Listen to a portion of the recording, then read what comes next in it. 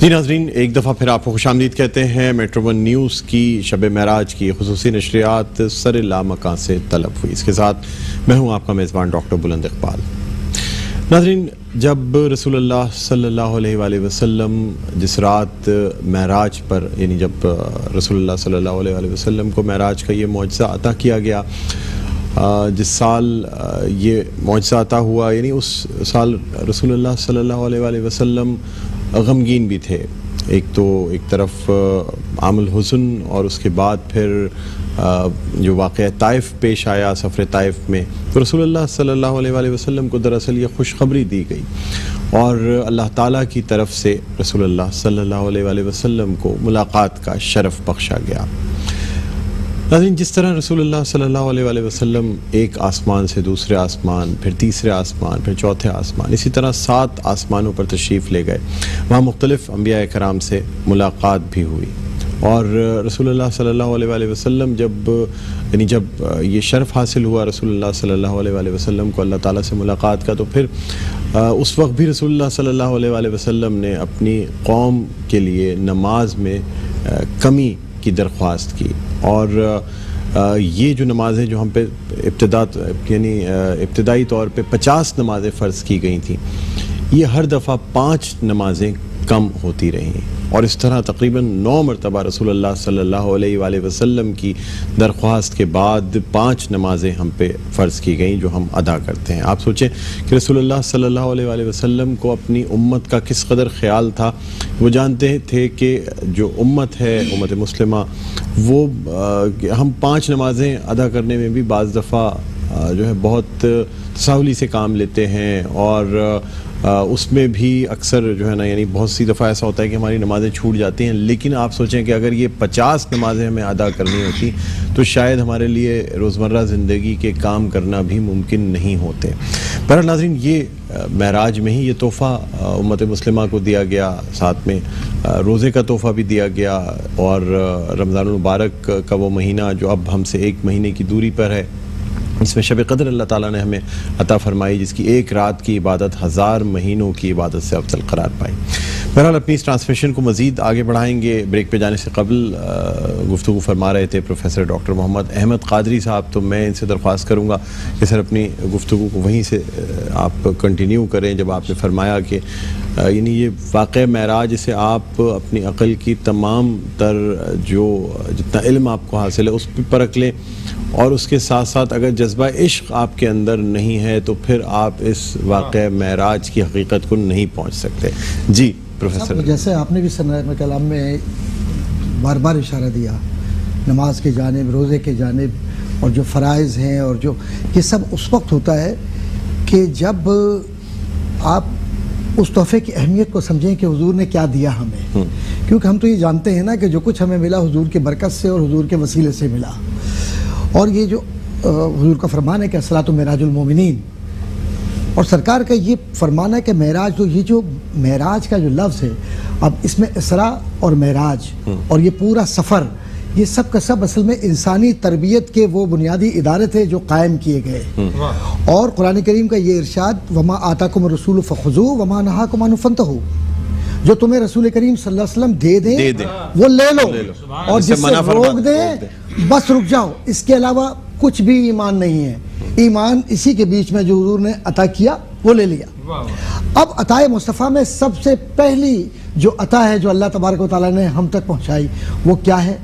وہ خوشخبری ہے کہ جب اب براق آیا، حضور تشریف فرما ہونے والے تھے، رک گئے، تو جبریل نے عرض کیا رسول اللہ صلی اللہ علیہ وسلم کیا تذبذب کا سبب کیا ہے؟ کہا میری امت مجھے یاد آتی ہے حضور۔ تو حضور کی طرف دیکھ کر عرض کرتے ہیں کہ آپ کی امت کے لیے کیا کہا؟ پلسرات سے کیسے گزر؟ تو حضور سے یہ عرض کیا گیا کہ پلسرات سے اتنی آسانی سے گزر جائے گی۔ تو کیسے آسانی سے گزر جائے گی پلسرات سے؟ تو علماء نے، علامہ قسطلانی نے بھی لکھا اس پر، دیگر نے بھی، شیخ عبدالحق محمود دہلوی کے بھی اقوال ہیں، وہ فرماتے ہیں کہ اس طرح گزر جائے گی کہ اس میں وسیلہ مصطفیٰ اور دعائے مصطفیٰ ہے، اس لیے پلسرات سے گزر جائے گی آسانی کے ساتھ۔ تو یہ معراج کی وہ بنیاد ہے کہ جو خوشخبری پر ہے، اور معراج میں 2 بار عبد کا تصور ہے، اور دونوں الگ الگ مقامات پر ہے۔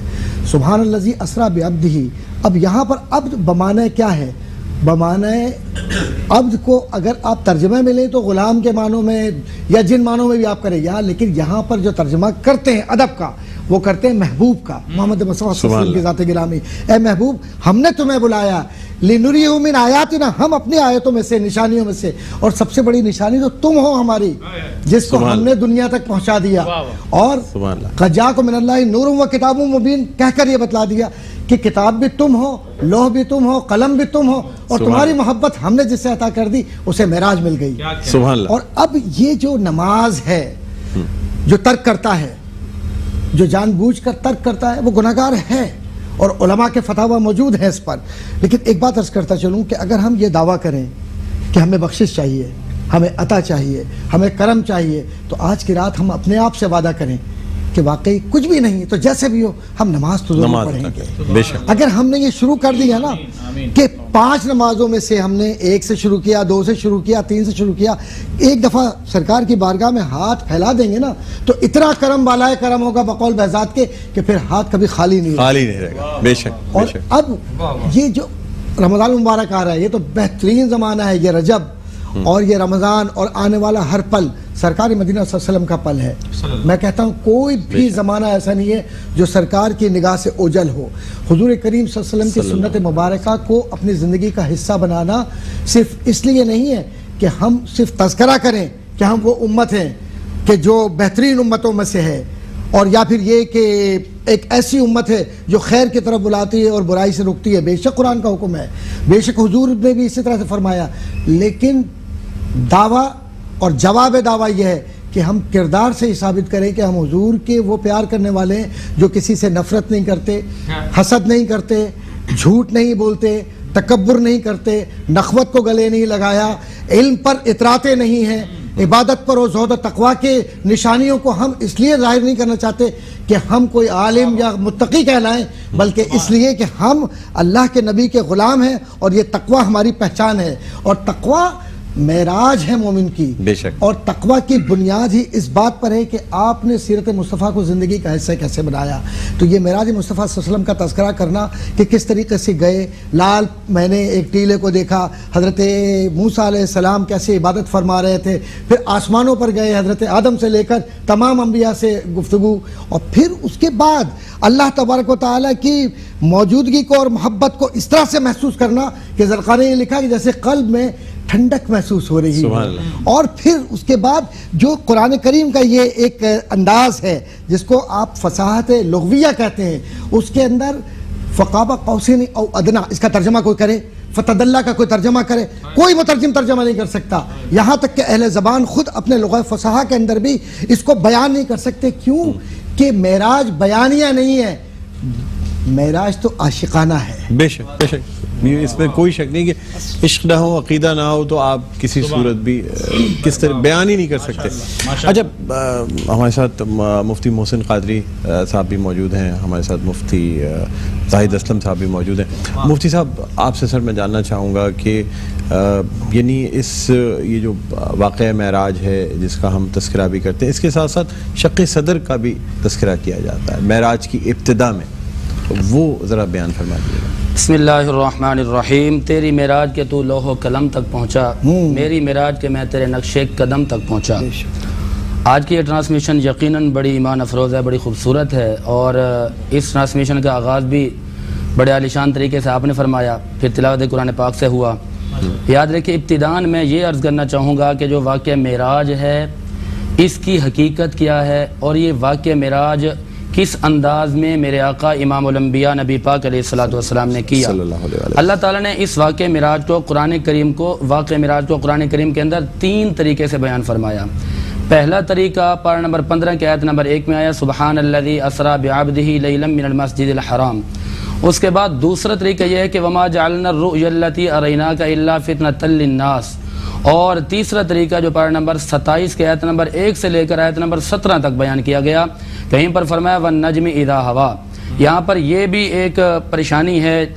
کچھ لوگوں کو، میں وہ بھی حل کر دوں گا کہ جو حضور علیہ الصلوۃ والسلام احمد مجتبیٰ، زندہ نبی، مختار نبی، دونوں جہانوں کے سردار نبی نے معراج کی، تو یہ معراج میرے آقا کی کس انداز میں تھی؟ کچھ کہتے ہیں کہ یہ فقط جو ہے روحانی تھی، اور لیکن آج ہم نے اس کی ریسرچ کرنے کے بعد کرنا ہے کہ میرے آقا کی جو معراج تھی وہ کس انداز میں تھی۔ قرآن کریم کے اندر بھی بڑی فصاحت اور بلاغت کے ساتھ اس واقعے کو بیان کیا گیا۔ محدثین نے بھی بڑی فصاحت اور بلاغت کے ساتھ بیان کیا۔ محدثین کے کچھ حوالہ جات ہیں جن میں مرآت المناجی جلد نمبر 1 صفحہ نمبر 135، اور اسی طرح سیرت النبویہ لابن ہشام جلد نمبر 2 صفحہ نمبر 38، اور فتح الباری شریف جلد نمبر 7 صفحہ نمبر 256، اور اسی طرح کتاب کا نام ہے بخاری شریف کتاب تفسیر القرآن صفحہ نمبر 976، اور اسی طرح ترمذی شریف جلد نمبر 3 صفحہ نمبر 399، اور انٹرنیشنل پیج ہے صفحہ نمبر 723، اور اسی طرح یہی واقع معراج معجم اوسط کی جلد نمبر 3 صفحہ 65 پہ موجود ہے، اور یہی واقع معراج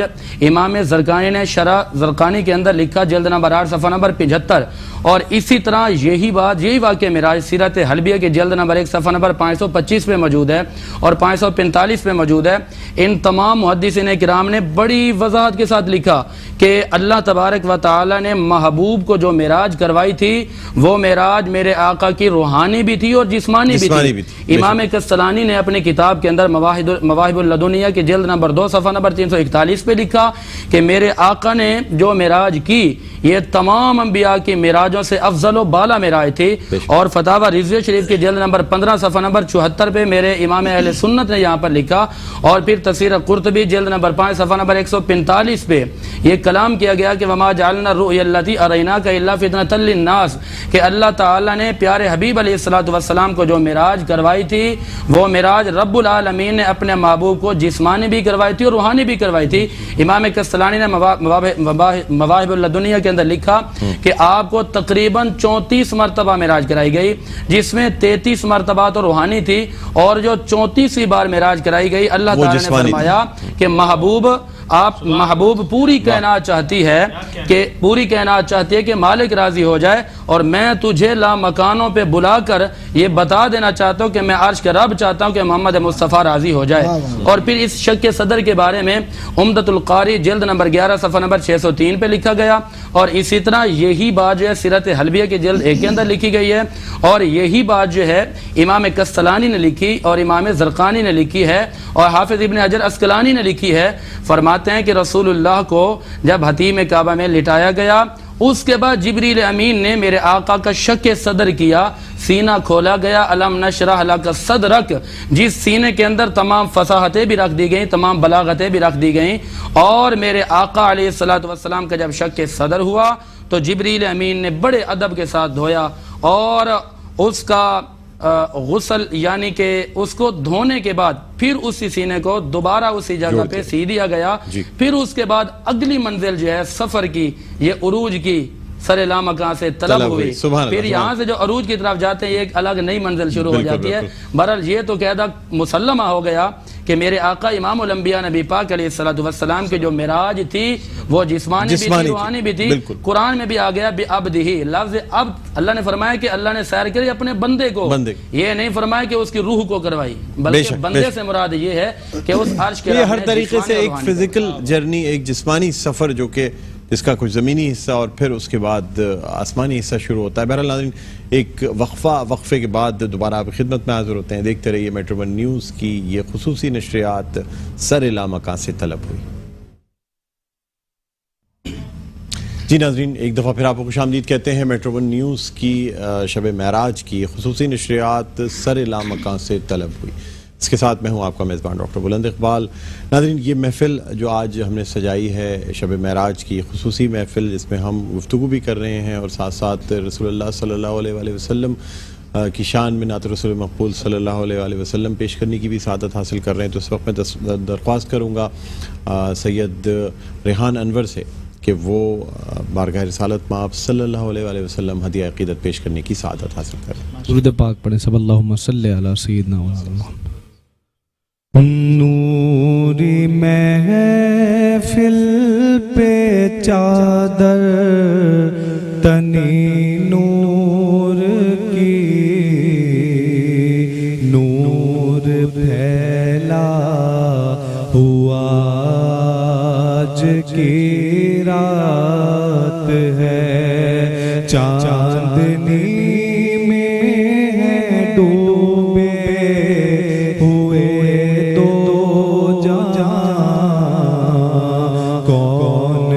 جلوہ نماز کی رات ہے۔ پر تم ہے، عرش پر تم ہے،